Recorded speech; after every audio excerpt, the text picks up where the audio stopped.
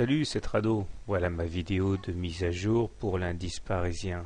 Séance très intéressante techniquement et qui nous apporte énormément sur le plan de l'analyse technique. Tout d'abord, comme on peut le voir, les objectifs baissiers ont été ralliés. Alors franchement, et je m'en suis déjà expliqué à plusieurs reprises, au moment où j'ai tracé la fourchette d'Andros bleu, je ne pensais pas qu'on arriverait à toucher la médiane tant l'objectif semblait éloigné dans un contexte d'euphorie généralisée. Or, force est de constater que la médiane a été parfaitement ralliée comme l'objectif est bien l'imposé.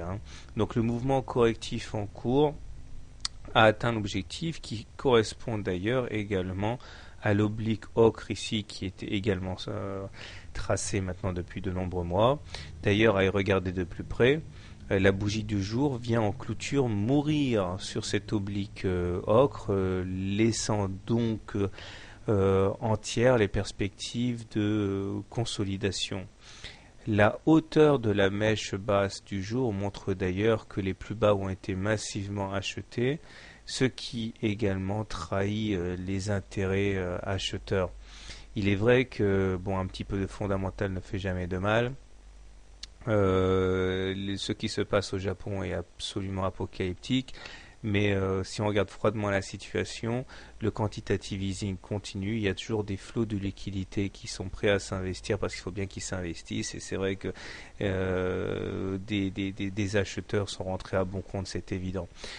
Les indicateurs techniques sont très clairement dégradés, puisque nous sommes là avec un MACD sous son signal, un stochastique en zone de survente et un momentum également survendu. Mais je vais faire sauter la fourchette d'Andros bleu, noir qui ne sert pas à grand chose. Moi, ce qui m'intéresse surtout ici, c'est vous présenter la bulle qui est en train de se former. Alors regardez, là nous avions une clôture en dessous de la Bollinger inférieure. Ici par contre nous avons également cette clôture en dessous de la Bollinger inférieure, mais complètement en apesanteur par rapport à cette Bollinger inférieure. C'est-à-dire qu'on n'a pas pris appui du tout. Ça c'est ce qu'on appelle une bulle. Et dans plus d'un cas sur deux, lorsqu'il y a une bulle, il y a ensuite réintégration des Bollinger dans le cadre d'un mouvement correctif et qui va chercher la moyenne mobile à cette séance. Loin de moi l'idée de vous dire que c'est ce qui va se passer, mais par contre statistiquement, lorsqu'il y a une bulle à la hausse ou à la baisse, il y a mouvement correctif parce qu'on est allé trop loin.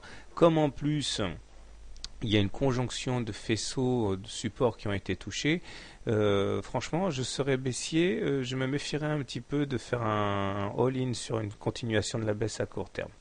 Bon, c'est dit. Donc, pour faire simple, si vous êtes haussier, vous avez un excellent point d'entrée ici, et en pariant sur un retour sur la Bollinger inférieure, puis sur la M7. Si vous êtes baissier, eh bien, soit vous pensez que dans la nuit, malheureusement, la centrale va exploser. C'est odieux de faire des paris comme cela, mais enfin bon, les traders ne sont pas non plus des humanistes. Et dans ce cas, vous pouvez vendre sur les niveaux actuels, soit vous attendez, techniquement parlant, en faisant abstraction de tout élément fondamental, un retour sur la Bollinger inférieure ou la M7 pour shorter. Quant à moi, tout naturellement, puisqu'on est en dessous d'une M20 baissière, je considère que nous sommes en tendance baissière. Bonne soirée, bon trade et une pensée émue pour les Japonais.